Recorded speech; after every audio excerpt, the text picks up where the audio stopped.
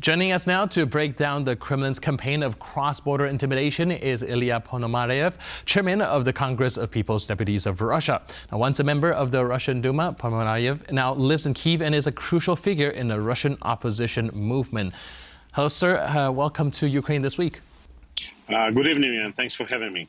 So first, I'm really curious about these current events, and we are seeing an increasing targeting of dissidents as well as Ukrainian activists. What do you think this suggests about the Kremlin's evolving war strategy? Well, right now everybody is thinking about the future. Everybody is thinking about the future of potential peace agreements, about a ceasefire, about what victory looks like for all of the parties. And obviously, I'm personally thinking about the future of Russia because I'm very much concerned that we shouldn't forget that ceasefire doesn't mean the ultimate victory. And if we leave just things where they are, Putin would remain in power and would inevitably attack once again. And next targets could be not just Ukraine, but also Poland and Baltic states. Right now, you personally survived the drone strike on your home in Kyiv last August, and I believe that would be the fifth attempt on your life personally. Can you help us kind of relate to how this kind of personal targeting affects you personally, and does that tell a deeper story about Kremlin's mindset of implementing fear? Well, it is not affecting me personally so much, besides the fact that I cannot live in my house anymore.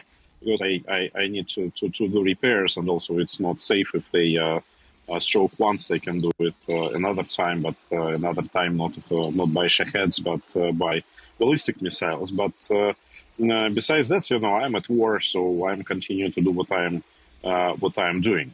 But the ultimate goal, and that's what I think differs me from many, is this clear understanding that we need to get to Mr. Putin and dismantle his regime. We cannot wait because the sequence of events is not that Ukraine wins and then the regime falls. No, the sequence of events that regime falls and then the war ends. And that's very important to understand for everyone. All right, it's really hard actually to imagine having yourself personally being targeted and not having that have an influence on the psyche. And I'm wondering if you know how the other people who have been also under the crosshair feel about this, and do you think that that might affect their kind of motivation and perseverance when it comes to doing what they do?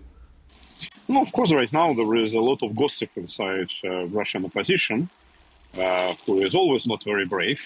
And in these particular circumstances, especially so, because people are saying that, okay, so ceasefire would happen, so then Putin would have his hands untied by Americans, and then he can start attacking individual Russian oppositionists, whether they're in London or Berlin or United States or anywhere else.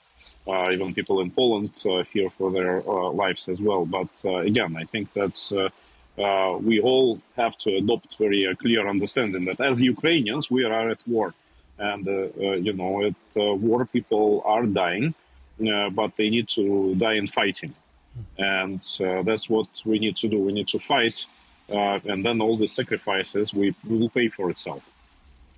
All right, I'm also wondering how's the Kremlin choosing its target and what's its pattern? Why are people, for example, like civic activists like Sternenko, seen as high-value targets in Moscow's hybrid war doctrine? There are two, I believe, selection criteria. One selection criteria is who does the most damage. And who is doing certain things that Kremlin sees threatening for its future, for the stability of regime, etc. Second criteria is very simple: is who is mostly active in the media, who is the most noisy, because eliminating of such targets would make other fear more. And that's two criteria. They're very much different, but I prefer to be in the former category than in the latter. Right, and how much coordination do you think exists between the Russian intelligence service and some proxy networks operating in Ukraine or the EU? How do the West deal with it? The West is extremely cautious, unfortunately. And that includes even, like, I understand, when, say, Germany or France is cautious, they're far away, but unfortunately that includes Poland and even sometimes Ukraine.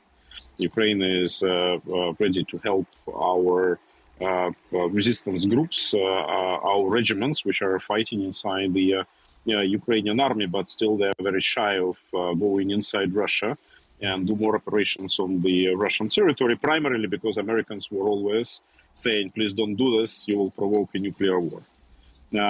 People in Eastern Europe, they're also afraid of the same retaliatory attacks personally on themselves. And they have to ignore the fact that, again, the only security that countries like Poland or Baltic states or Finland or many others may have is by dismantling the regime and destroying the empire. But okay, it's a gradual learning curve. And I think that as soon as the hostilities in the eastern borders of Ukraine would subside, the actual feeling of threat in Europe would increase. And it's increasing already because of the position of the United States. So I actually anticipate some positive changes. Now, Mikhail Hodorkovsky claims that the GRU is actually compiling a hit list across Europe. How real do you think this threat is, and how well do you think the West will be prepared if that is indeed the case? Well, obviously, such lists exist. And from time to time, they're cherry picking from the list. And I have my friends who some were attacked, some even died during those attacks. Such lists exist in Europe. Such lists, by the way, exist inside Ukraine. And they're trying to do something. The question is in their priorities right now. Obviously, the priority is in the field of battle in Ukraine. As soon as hostilities will decrease, obviously they would have more resources associated to target with their opposition and to people who are seen as danger for the regime. But the thing is that number of people who are dangerous is decreasing because people are getting less and less involved in the battle because they lose hope. And it's more and more clear that only those people who are actually doing the armed resistance, who are actually fighting, only those are the future of the Russian opposition. So that's what I'm personally focused on. Do you see any people like Ukrainian journalists or activists also potentially being involved in this whole mess? Ukraine is kind of more protected than the other locations because of the war. There is better control on the borders. There is tighter scrutiny on what's happening inside the country. There is a lot of surveillance on the streets. So both on the media side and on the physical threat side, the situation is way more controlled. But just yesterday, one of the very well-known Ukrainian opposition activists, Mr. Sternenko, was attacked on the streets of Odessa, despite that he was under personal security forces of Ukraine, of SBU. It didn't help. So we all understand that the danger exists. I have to be accompanied by bodyguards, and many other people have to. But that's the rules of the game. Right. So, well, thank you so much for your input and insight. I really appreciate it. And in the meantime, please do stay safe. Appreciate it. And thanks for being with us on Ukraine this week. Thank you so much. And thanks for having me.